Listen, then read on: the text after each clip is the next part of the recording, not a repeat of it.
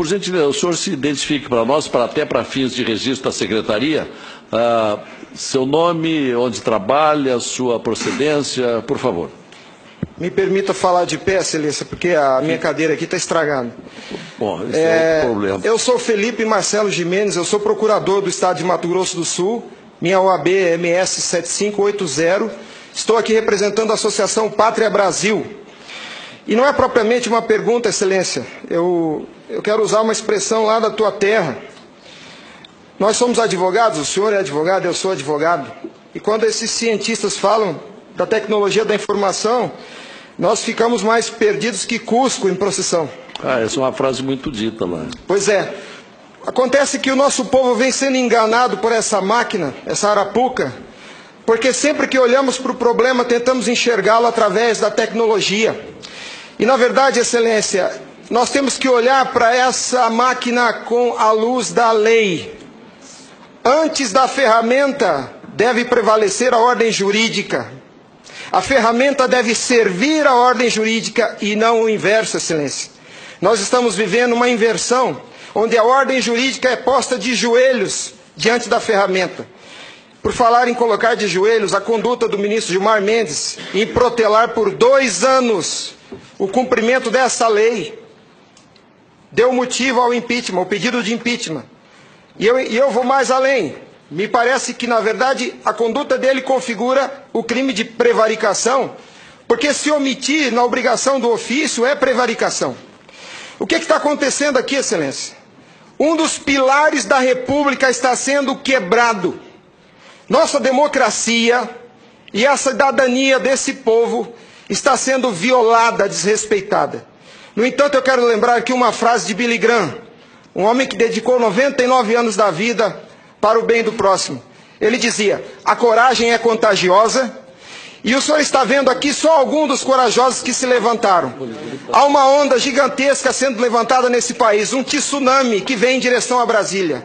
Os cidadãos estão indignados.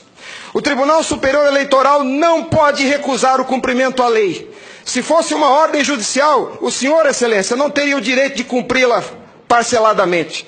É uma lei, não tem vício de forma, nem de iniciativa, nem de conteúdo. Vou ao ponto. Fala-se muito da máquina, eu quero falar do ato jurídico. O senhor, como advogado, entende bem desse assunto. Somente o exercício do voto é secreto para garantir ao cidadão a liberdade de escolha.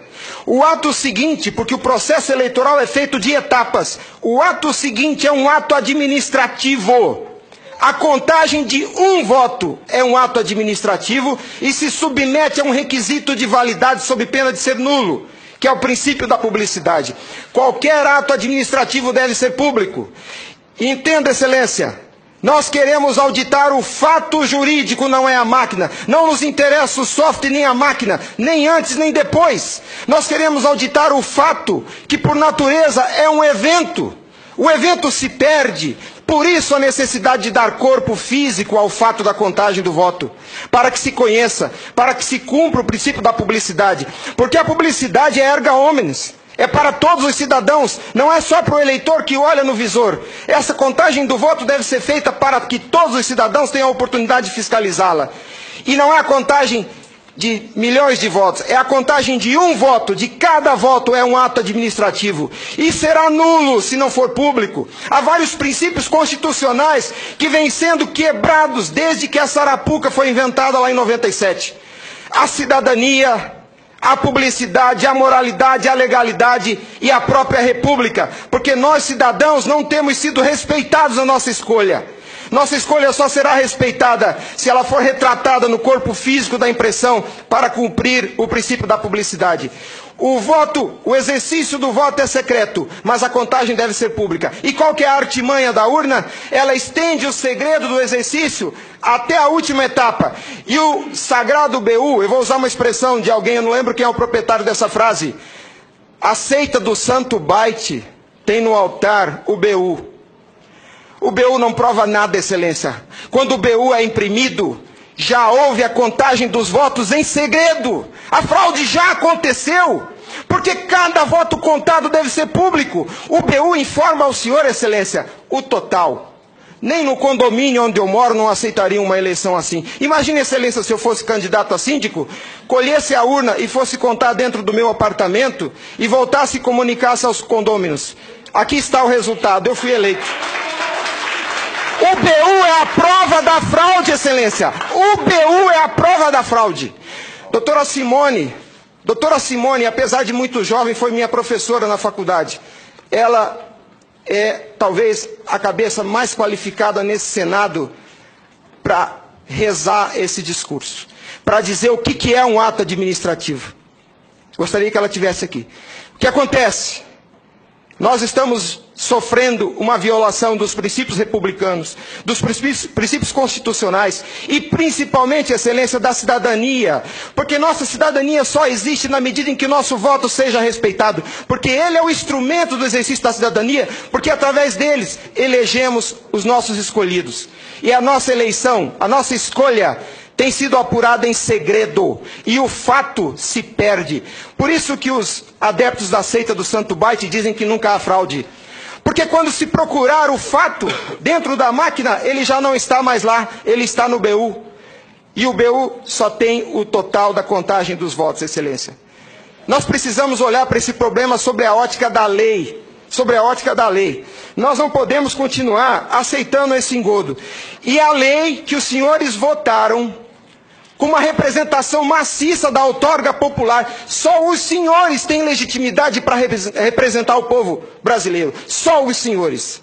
Os ministros da Justiça não têm essa legitimidade. Eles estão usurpando dos senhores as suas competências.